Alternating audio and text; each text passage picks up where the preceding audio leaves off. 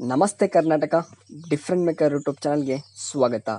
ಸ್ನೇಹಿತರೆ, ನಾವು ನೀವೆಲ್ಲ ಸಾಮಾನ್ಯವಾಗಿ ಬಳಸುವ ಕಾರ್ ಅಥವಾ ಬೈಕ್ಗಳ ಬಗ್ಗೆ, ಅವುಗಳ ಮೈಲೇಜ್, ಇಂಧನ, ಅವುಗಳ ಸಾಮರ್ಥ್ಯ ಹೀಗೆ ಎಲ್ಲವೂ ವಿಚಾರವನ್ನು ನಾವು ತಿಳಿದಿರುತ್ತವೆ.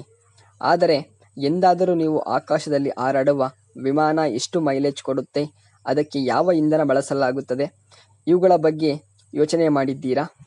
ಆದರೆ 90% ಜನರಿಗೆ ಇದು ಗೊತ್ತಿಲ್ಲದ ಮಾಹಿತಿ. ಹಾಗಾದರೆ ಈ ಮಾಹಿತಿಯ ಬಗ್ಗೆ ಸಂಪೂರ್ಣವಾಗಿ ಈ ಒಂದು ವಿಡಿಯೋದಲ್ಲಿ ತಿಳಿಯೋಣ.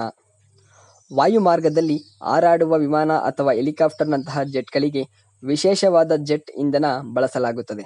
ಈ ಇಂಧನವನ್ನು ವಾಯುಯಾನ ಸೀಮೆ ಎಣ್ಣೆ ಎಂದು ಕರೆಯಲಾಗುತ್ತದೆ. ಪೆಟ್ರೋಲಿಯಂನಿಂದ ಬಟ್ಟಿ ಇಳಿಸುವ ಮೂಲಕ ಈ ಜೆಟ್ ಇಂಧನವನ್ನು ತಯಾರಿಸಲಾಗುತ್ತದೆ. ಈ ಇಂಧನವನ್ನು ವಾಣಿಜ್ಯ ವಾಯು ಸಾರಿಗೆಯಲ್ಲಿ ಹೆಚ್ಚು ಬಳಸಲಾಗುತ್ತದೆ.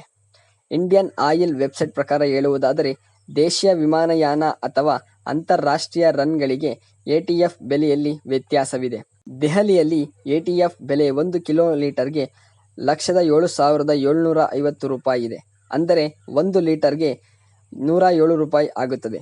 ಮುಂಬೈನಲ್ಲಿ ಈ ಇಂಧನದ ಬೆಲೆ ₹1,06,695.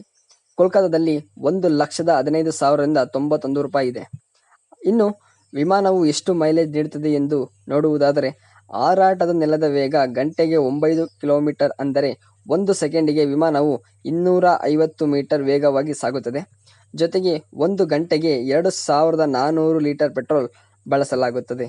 ನೋಡಿದ್ರಲ್ಲ ಸ್ನೇಹಿತರೆ, ವಿಮಾನ ಎಷ್ಟು ಮೈಲೇಜ್ ನೀಡುತ್ತೆ ಎಂಬುದರ ಕೆಲವೊಂದಷ್ಟು ಮಾಹಿತಿ.